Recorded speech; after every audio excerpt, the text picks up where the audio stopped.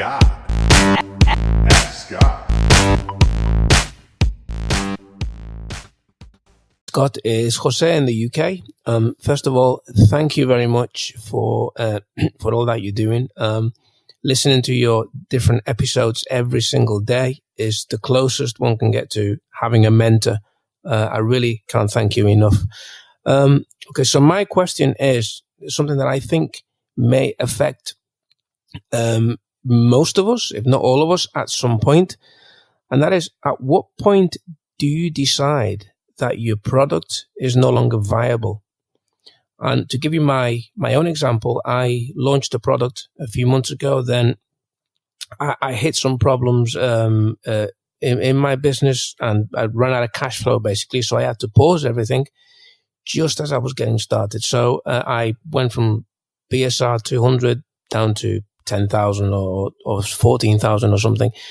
Now I'm ready to get back in there, but there are a ton of new competitors just appeared out of nowhere, and they're all doing the same thing, obviously branded, but you know they're good. They're good. So do you do one last run and then look at the numbers and look at your profit margins and then keep doing that until it's no longer viable, or I'm just curious on what your take is on that.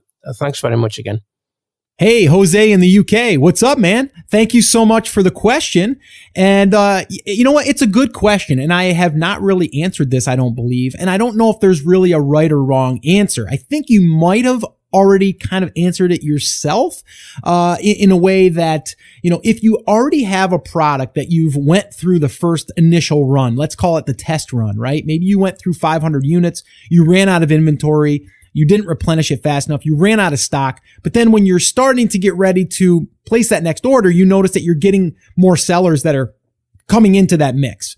Now, you could say, well, you've already got established here, right? You've already got some reviews coming in, so you are going to have a little bit of an advantage maybe when you start back up again, but I wouldn't necessarily say that I'm out of there as long as I can prove that there's demand in that particular product. Now, you guys that are longtime listeners, you hear me talk about demand quite a bit because I think it's really, really important.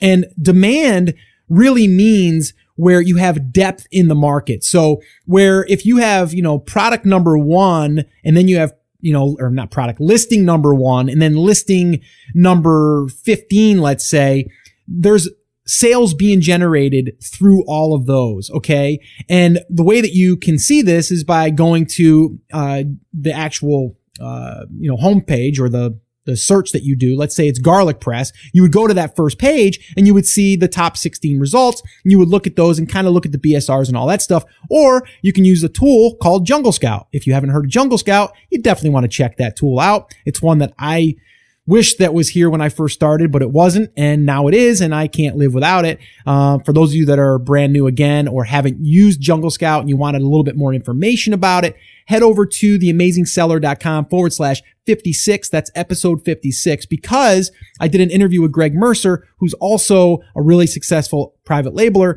and he's the one that built the tool. And he talks all about product research and all this stuff that it does for you. But this tool allows you to see depth, like, can you hear that? Like that fast. Like, I mean, it's almost that fast. It's like, as long as it takes to load it up, maybe 3 seconds, 4 seconds, depending on your internet speed. And you can see the data. You can see all of the metrics. So that right there alone, by seeing if it's got the demand, and if you can still hold a position there, then I would do it. I would do it as long as I felt I could, right? But I would also then be thinking, how can I then strap another product alongside this one so I can capitalize on that, okay? Or how can I add an accessory to make myself better, right? Now, one thing that I haven't noticed a lot of is instructions that go along with it. Not just instructions, but video instructions. So how would it look if you had a DVD created that would show how to use the product, or tips on how to use the product? So for example, if you're selling a garlic press, you could have, you could hire someone to do recipes for you and then video them and then put them on a DVD and add that to it. So now you have a DVD that comes along with it. Now, again, I'm just throwing this out there and it's something that I'm playing around with myself because I think it's fairly easy to do. Yes, it'll cost you that initial, upfront fee to hire someone to do it, the video production and stuff. But if you're thinking that long term, you could turn this product into something that you could sell on an ongoing basis, but by creating that video, instruction guide for it or recipes or whatever, these tips, that could separate you from the crowd. But again, it depends on your market. I don't know the market, so I can't give you that exact, recipe for that, if you will. That's kind of ironic, right? Like recipe, garlic press. That's funny. So that's what I would say. Without seeing it, I can't really say, but I would probably lean towards, I would give it another run. And then from there, see what happens, especially because you've already done it once. Now, the other thing I would probably look at is seasonality. Was your first, experience with it in the fourth quarter? Was it also in a time that was seasonal, that it's a very, popular product in that particular time of the season? I would need to look at all of these different things. I'd probably go back to camel and look at that. For those of you that are brand new and you're like, Scott, what the heck are you talking about? Camel. That's another free tool, which lets you see history of, the BSR. So that's your sales and also the price. And that is camel.com. Again, these will all be linked up in the show notes to this episode. You throw around these names sometimes, and if someone's tuning in for the first time, they're like, what the heck is camel? All right. So, I hope I've answered your question there. And I know it wasn't a direct answer, but just kind of giving you my thoughts on this. I think that you've had some success here. So why not continue to build on this success, especially in this market? All right. So hopefully that's helped you. Keep me posted on that. Good luck to you.